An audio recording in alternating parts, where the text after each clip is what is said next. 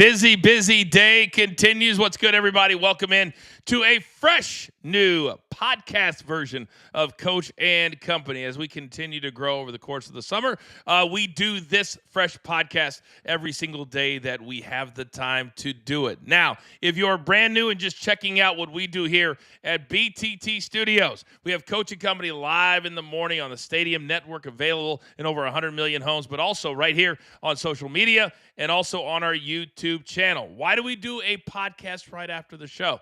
Well, we love sports talk, and we want more time to delve into the topics a little bit farther. Also, we love to promote forward. Coming up later today, 1 p.m. Eastern Time, our live stadium recording of the Coach and Bro Show, the fastest growing show in all of pro wrestling. And then do not forget, very, very excited. Tomorrow, it's a new day.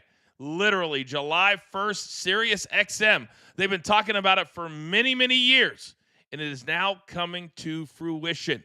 And they have tasked your boy with being the lead host for the 2 to 4 p.m. Eastern time slot on Pro Wrestling Nation 24/7, channel 156, where we'll be talking all things pro wrestling 5 days a week. I'll have rotating co-hosts. I could not be more excited. And it's also really going to help us here at BTT Studios, is we want everybody being one. We want everybody coming here, whether it is advertisers, partners, talent, whatever it is, you have one place, and it's here at BTT Studios. If you haven't subscribed, by the way, to our two different YouTube channels, Coach and Company, link in the bio, and also our BTT Behind the Turnbuckle, where Coach and Bro lives, and The Last Word, special start time tonight, 8:30 p.m. Eastern Time, right after Monday Night Raw.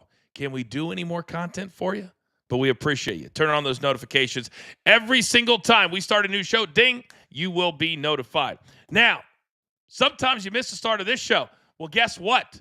Today is very WNBA heavy. And if you were sleeping, you did not get in on the brand new Caitlin Clark-Kobe collaboration. That's right. Nike coming out today with a Caitlin Clark's new Kobe Player Edition shoe. And guess what? If you didn't get in on the early buyout or the draw, it's too late. That shoe sold out in less than 1 minute. Think about that.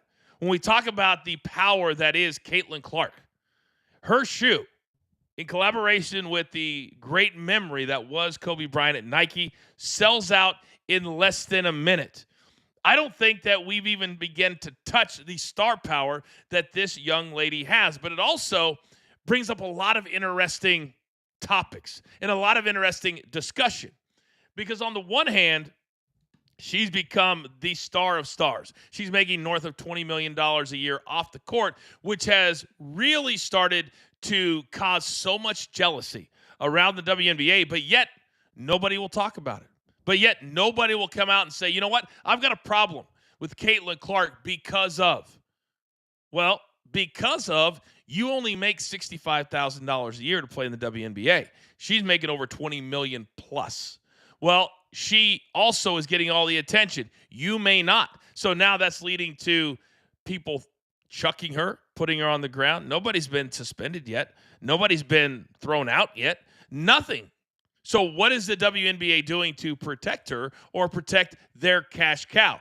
Because let's not forget, ladies and gentlemen, that when Caitlin Clark, the minute she was drafted by the Fever, all of a sudden they had to start moving games to bigger arenas. They were selling out everywhere that she goes.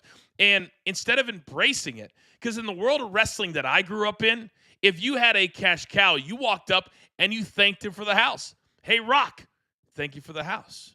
Hey, Stone Cold Steve Austin, thank you for the house. How about saying that to Caitlin Clark?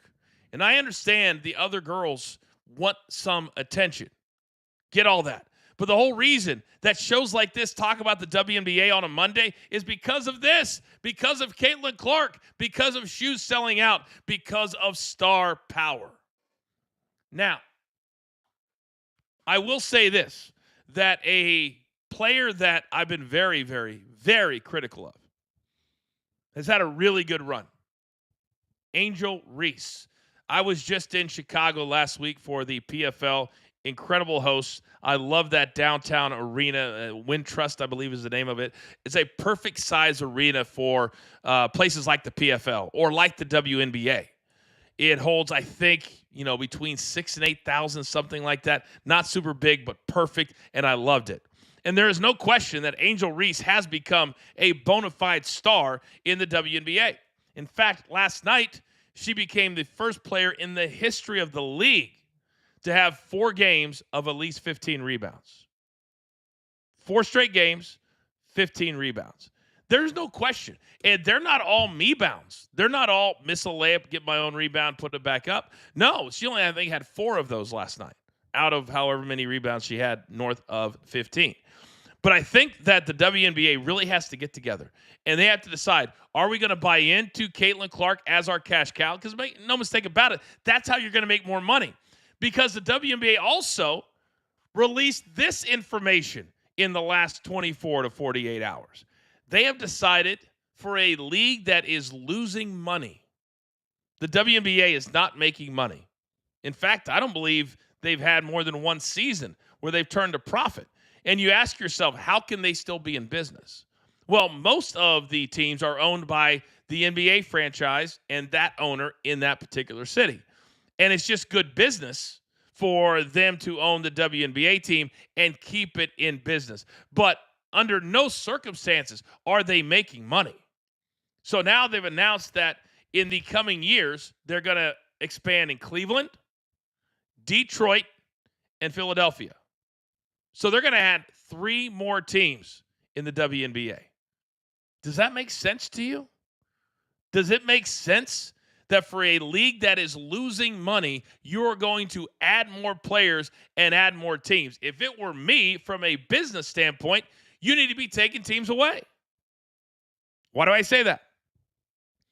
The Connecticut Sun, which is owned by Mohegan Sun and the tribe up there, they've been actively dumping players, dumping salaries, wanting to move that team out of Mohegan Sun. Mohegan Sun's in the middle of nowhere.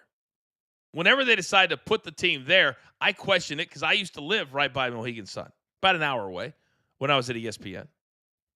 And now if you're actively trying to get rid of a team, just engulf it into the rest of the league and move on. You want to add a team in Cleveland, take one away. I'm sure the WNBA owners are not thrilled about it, unless there is a big new media contract that I don't know about. And I don't think so. And Caitlin Clark has not come out. And that's the other thing about this whole situation is you've got some of the women that are jealous kind of saying it a little bit without saying it. But Caitlin Clark, I think her whole entire team has made a decision, meaning her management team, that we're not going to say anything. We're going to do our commercials. We're going to show up and play, and we're not going to say anything. Do you know how cool it would be if she did? Do you know how badass it would be if she came out and said, listen, I know why they're chucking me. I know why when my head's turned this way, they're blasting me from that way. It's because I'm the best. I'm the best player in the league. Now, there are people on my show, Seabass, that don't believe that Caitlin Clark is even a top 5 player in the WNBA.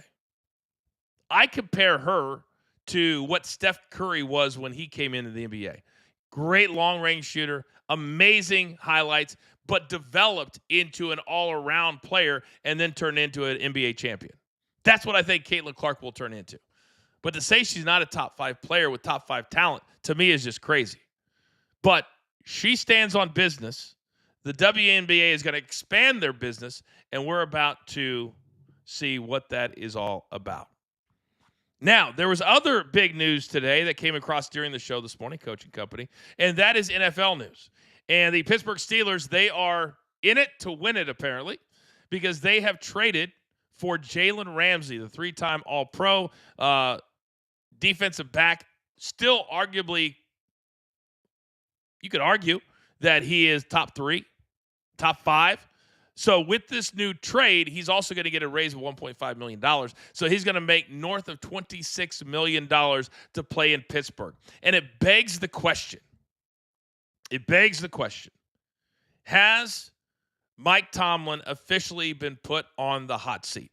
And for those fans out there that love the OGs, they love the teams that have the long-tenured coaches, We're basically just talking about Baltimore, John Harbaugh, and Pittsburgh, Mike Tomlin. Almost every other team, and I'm trying to think off the top of my head if I'm missing somebody, but I don't think so when you're talking about 10 years plus. And I've loved Mike Tomlin. Players have loved playing for Mike Tomlin. But this is a results-based business. And all of a sudden, the narrative has turned into Mike Tomlin in the last several years. Well, he's never had a season under 500. Well, he's had a lot of 9 and 8s, 8 and 8s. When did we brag about mediocrity? And that's what we brag about when you use that stat for Mike Tomlin. 9 and 8? That's something to write home about? It's been 20 years, 2006. In fact, I remember that year because we happened to have Monday Night Raw in Pittsburgh the night that they got their rings in the fall. It was one of the great parties of all time. They had this wide receiver, Hines Ward, back in the day. He owned a bar in Pittsburgh. So on this night, they had an exclusive party that many of us were allowed to attend. It was so much fun. Can't tell you the details. I had to sign an NDA. I know it's 20 years ago, but I don't want to break it. But I know for the Steelers, having Aaron Rodgers at 41 years old, having Jalen Ramsey on the defensive side, having DK Metcalf being thrown to from Aaron Rodgers, they're all in. And I hope for their sake, I really, really do, that they're good. I hope that Aaron Rodgers looks much healthier and quicker than he did after the Achilles injury in New York. Because guess what? That would make for a very, very fascinating season this year if the Steelers can be good. Because I think the Bengals will bounce back. I think the Ravens are a top 3 team as far as odds to win the entire thing are concerned. So can you imagine if Aaron Rodgers was good? If the Steelers were good? That's what I want. It's better when the stars are good. So that trade was announced earlier today. Now, my new favorite coaching company viewer, member, Kimberly, says, as a lifelong Steelers fan, your comments about 9 and 8 seasons really do make sense. It's like a winning season is the goal, and it shouldn't be. Kimberly, you're spot on. For any other franchise, if they had 4 or 5 seasons of a coach being 8 and 8, or it can't be 8 and 8 anymore, so 9 and 8 or 10 and 7 or something like that, they're going to be fired. That's not going to be good enough. But for Mike Tomlin, because the first 10 plus years were so good, he's been given a pass. Plus, he's a dynamic speaker. He's a great leader. And sometimes the other option's not always the best. But I'm not talking about 2 or 3 years here. I'm talking about 20. 20. And at some point, you got to hear a different voice. Or maybe there's players that don't want to go and play for Mike Tomlin. That could be an issue too. We're seeing it in LA as we move to our third topic. As the Lakers, who have the greatest scorer of all time in LeBron James, one of the top 2 players of all time in LeBron James, and last year, they couldn't get anybody to want to come play with him. Now, he didn't do any favors. I've been very, very critical. I said it today on the show. That if you truly want to win, and you'll talk to any billionaire, and how they won in their business is by putting a lot of other good people around them. They did not do it by themselves. And we've had people on both sides of the fence on this argument. But if you're LeBron James and you played 20 plus years in the NBA, you're already a bona fide billionaire. Admittedly, you're incredibly cheap. How much money do you actually need, especially when you have a business already set up for when you're done playing in the NBA? And you have tons of money coming in endorsements. We never count that money. It blows my mind that now, for the first time in his career, LeBron James has opted in to his player option in his contract. He's had 9 contracts in the NBA. 8 of them had a player option. Never once has he done it, which means all those other times he opted out so he could get a longer-term deal, a bigger deal. He opted in. $52.6 million. Why couldn't he have shocked the world? Oh, coach, the union would be pissed because it would throw off all the other contracts for all the other top players. Not if they have good agents, it won't. And if you're LeBron, wouldn't it have been really, really cool last year to say, you know what? I'm all in.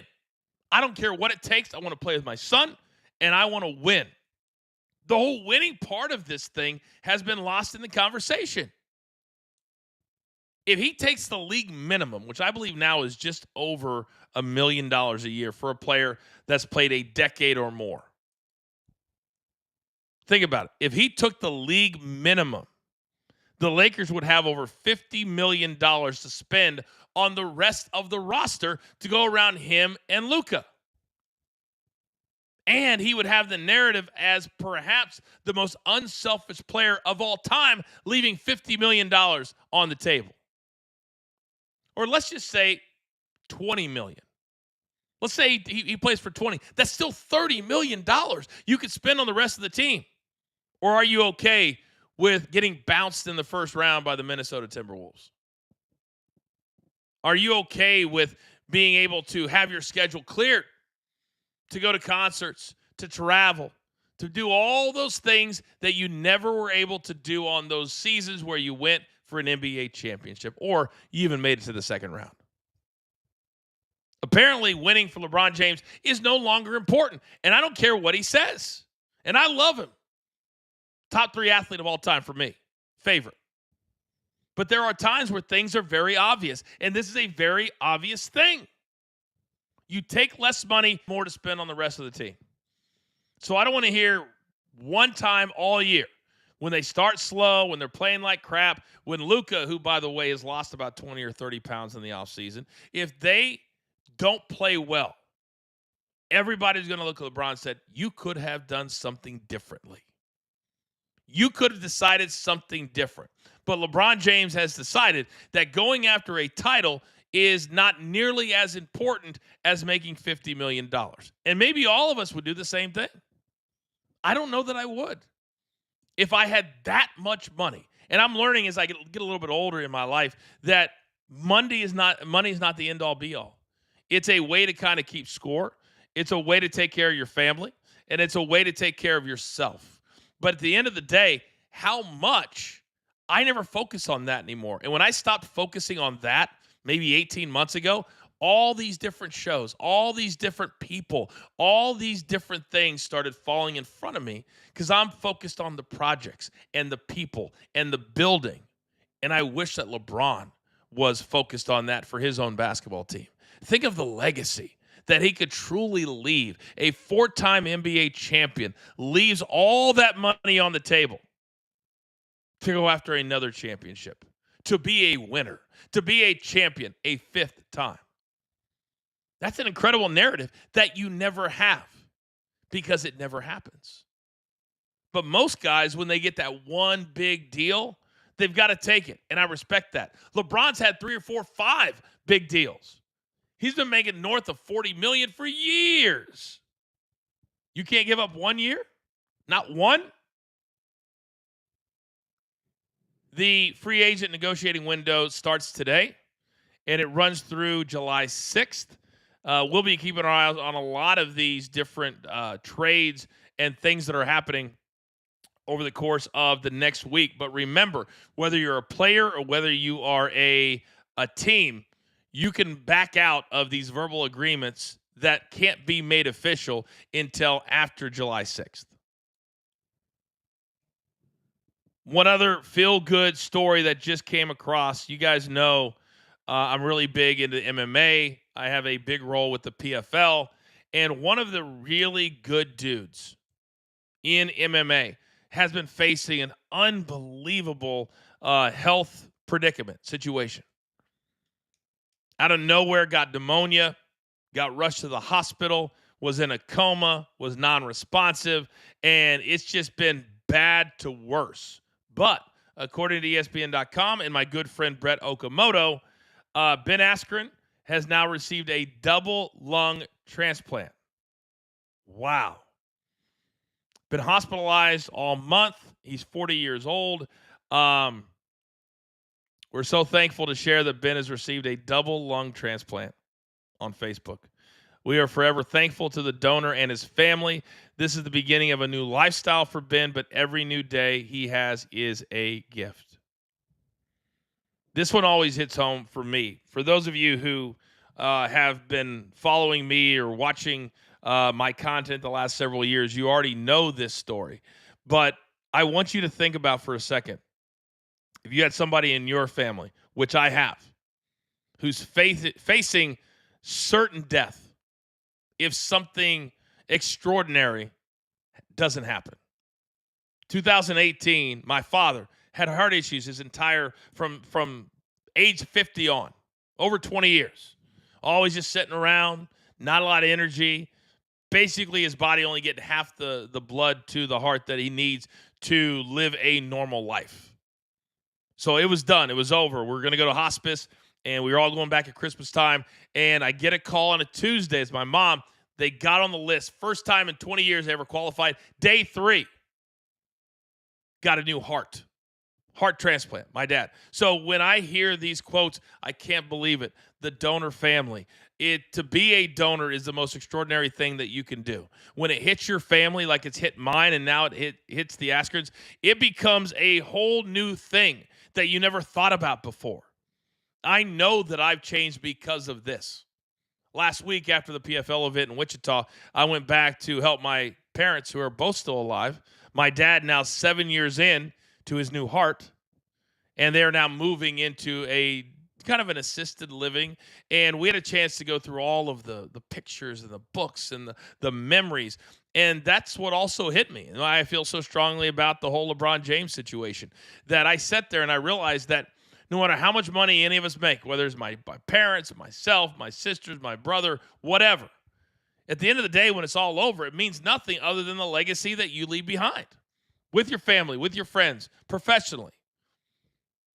And that has certainly changed my mindset. I try to live every single day in a positive way and doing good things for good people.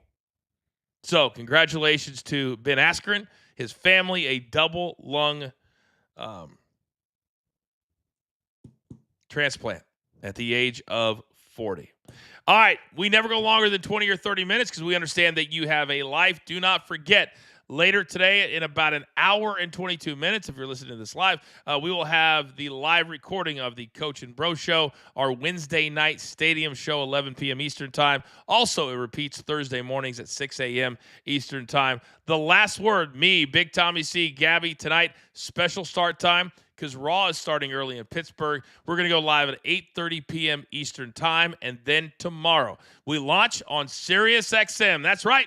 We're getting a radio show, 2 to 4 p.m. Eastern Time, all pro wrestling 24/7, and they have allowed your boy, and you know when your boy shows up, we bring everybody from BTT Studios with us. And that's exactly what we are going to do. Thank you all for tuning in. Thank you all for supporting what we do, for listening to all the different shows. Man, we love it so much, and we're just getting started. Can you believe we're only about 6 months into this thing? Imagine 2 years and 6 months, 3 years and 6 months. We're going to be crushing it. But you got to grind every single day. So that's going to do it for us now. For Producer Man Behind the Scenes, I am the coach. We'll see you later today. This has been, and there's only one, Coaching Company, the podcast. Take care.